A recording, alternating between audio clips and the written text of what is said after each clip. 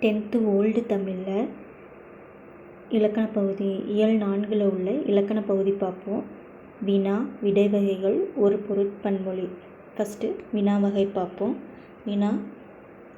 வினா 6 வகைப்படும். என்னென்னா அறிவினா, அறியா வினா, ஐய வினா, கொளல் வினா, கொடை வினா, ஏவல் வினா. ஃபஸ்ட்டு அறிவினா. அறிவினான்னா நமக்கு அந்த பொருளை நன்கு அறிந்திருந்தும் அது பிறருக்கு தெரியுமா அப்படின்ட்டு டெஸ்ட் பண்ணுறதுக்காண்டி நம்ம வினாவப்படும் வினா அறிவினா எனப்படும்.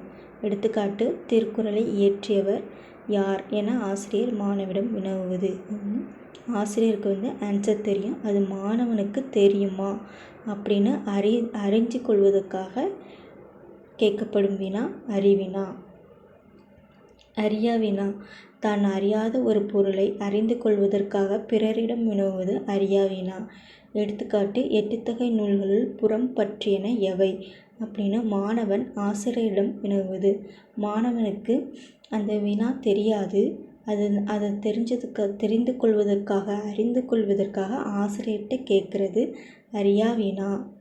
ஐய வினா. தனக்கு ஐயமாக இருக்கின்ற ஒரு பொருள் குறித்து ஐயத்தினை போக்கிக் கொள்வதற்காக வினவப்படும் வினா ஐய வினா. எடுத்துக்காட்டு, அங்கே கிடப்பது பாம்போ கயிறோ அப்படிங்கிற ஒரு டவுட்டில் கேட்குறது தான் எனது ஐய வினா. கொளல் வினா அப்படின்னா தான் ஒரு பொருளை வாங்கி கொள்ளும் பொருட்டு கடற்காரரிடம் வினவும் வினா கொளல் வினா. எடுத்துக்காட்டு, பருப்பு உள்ளதா என வணிகரிடம் வினவும் வினா. பருப்பு உள்ளதா அப்படின்னு வணிகர்கிட்ட எதுக்கு கேட்போம்? நம்ம வாங்கி கொள்றதுக்காண்டி தான் கேட்போம். கொடை வினா.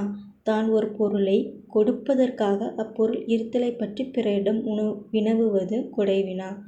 மாணவர்களே, உங்களுக்கு சீருடை இல்லையோ அப்படின்ட்டு சீருடை இருக்கா இல்லையா, அப்படி இல்லைன்னு தெரிஞ்சுக்கிட்டு அதை கொடுக்கறதுக்காண்டி கேட்குற வினா தான் கொடை வினா.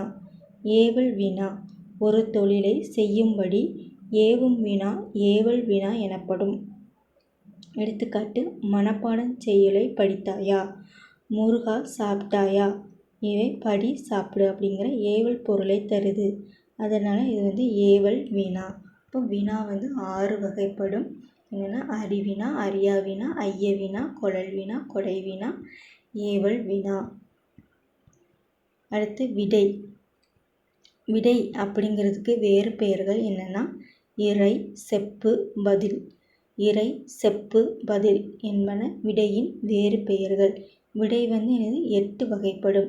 என்னென்னா சுட்டு, மறை, நேர், ஏவல், வினா எதிர் வினாதல், உற்றது உரைத்தல், உருவது கூறல், இனமொழி என விடை 8 வகைப்படும். ஃபஸ்ட்டு சுட்டு விடை.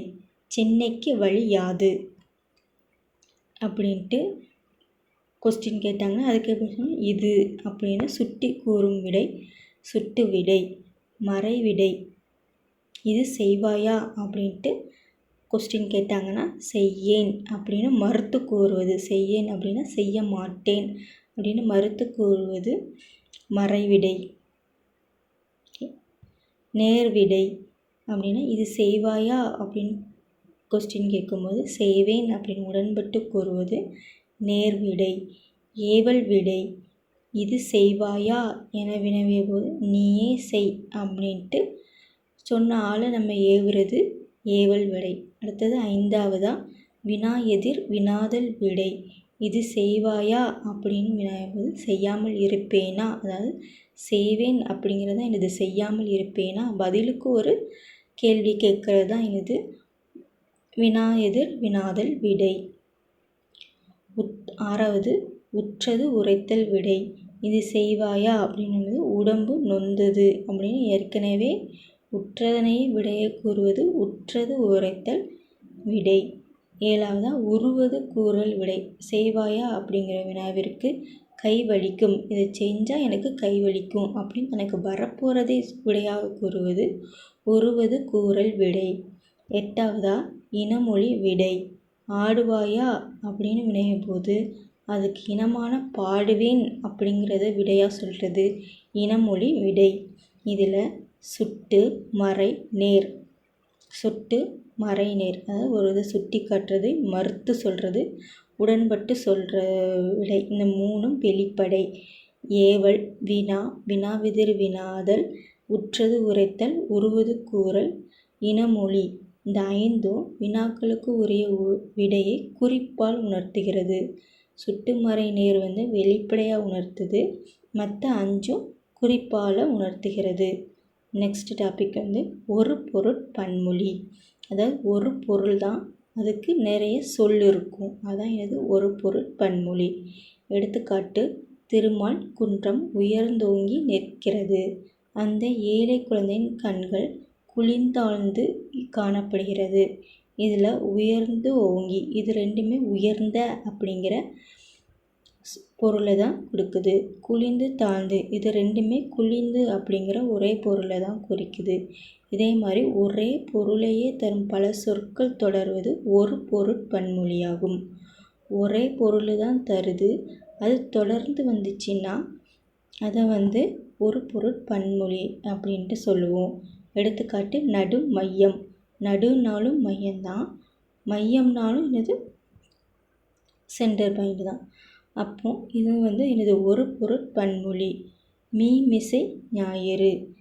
மீனாலும் மேற்பகுதி தான், மிசைனாலும் மேல்பகுதி தான், அதனால் இது ஒரு பொருட்பன்மொழி. நெக்ஸ்ட்டு புட்பேக் பார்த்துடலாம். ஒரு பொருள் குறித்து வரும் சொற்களையே ஒரு பொருட்பன்மொழி என்பர். ஒரு பொருட்பன்மொழிக்கு சான்று நடுமையம். இது செய்வாயா என்னும் வினாவிற்கு வயிறு வலிக்கும் என கூறுவது உருவது கூறல் விடை. ஆடத் தெரியுமா என்னும் வினாவிற்கு பாடத் தெரியும் அப்படின்னு சொல்வது இனமொழி விடை. நன்னூல் கிடைக்குமா என கடைக்காரரிடம் கேட்பது கொளல். கொளல்னு இது வாங்கி கொள்ளும் பொருட்டு கேட்பது. பொறுத்துக. அறிவினா. இதன் பொருள் யாது என ஆசிரியர் மாணவரிடம் கேட்பது. ஏவல் விடை.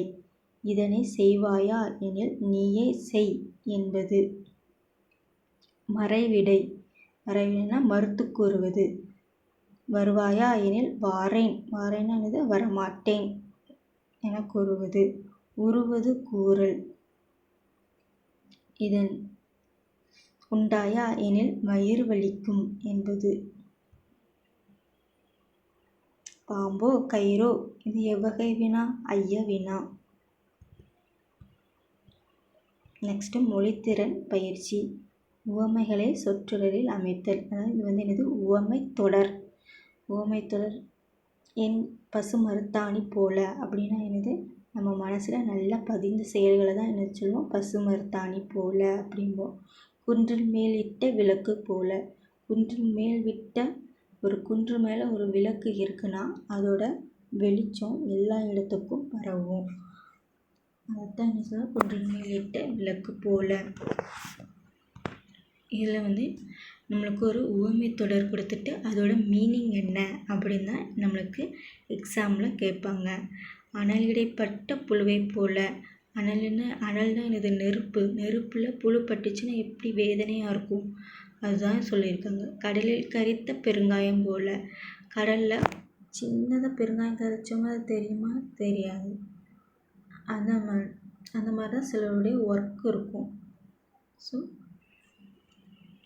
கடல் பயனின்மை. இலவு காத்த கிளி போல அப்படின்னா ஏமாற்றம். காதில் ஈயத்தை காய்ச்சி ஊற்றியது போல. அடியற்ற மரம் போல. இதெல்லாம் உவமை தொடர்.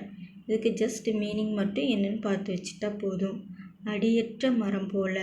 மரத்துக்கு அடி இல்லாட்டி அது எப்படி இருக்கும்? ரொம்ப வீக்காக இருக்கும். மடை திறந்த வெள்ளம் போல. மடை திறந்த வெள்ளம்.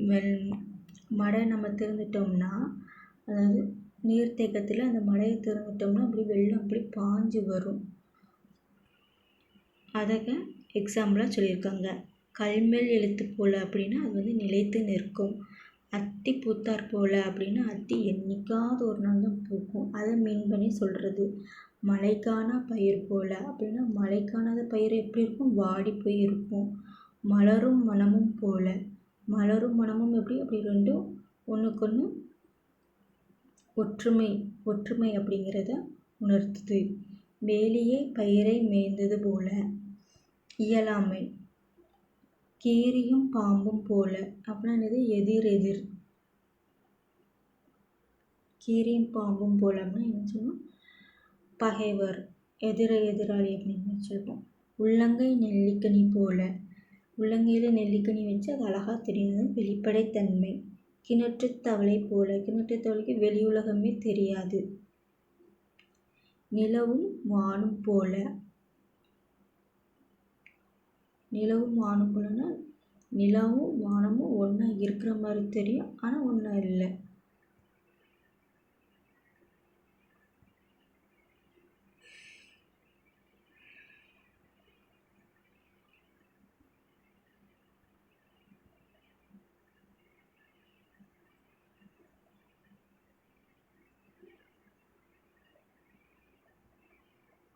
நெக்ஸ்ட்டு இணையான தமிழ் பழமொழிகளை அறிய. First deserve, then desire. முடவன் கொம்புத்தேனுக்கு ஆசைப்படலாமா? டிசைர்னா என்னது? ஆசை. இப்போ ஃபஸ்ட்டு டிசர்வ், தென் டிசைர். முடவன் கொம்புத்தேனுக்கு ஆசைப்படலாமா? Little strokes fell great oaks. அடிமேல் அடி வைத்தால் அம்மியும் நகரும். Little strokes fell great oaks. அடிமேல் அடி வைத்தால் அம்மியும் நகரும். Tit for tat. யானைக்கும் பானைக்கும் சரி. டிட் ஃபார் டேட் அப்படின்னா பள்ளிக்கு பள்ளியும் வரும், யானைக்கும் பானைக்கும் சரி அப்படின்னு வரும்.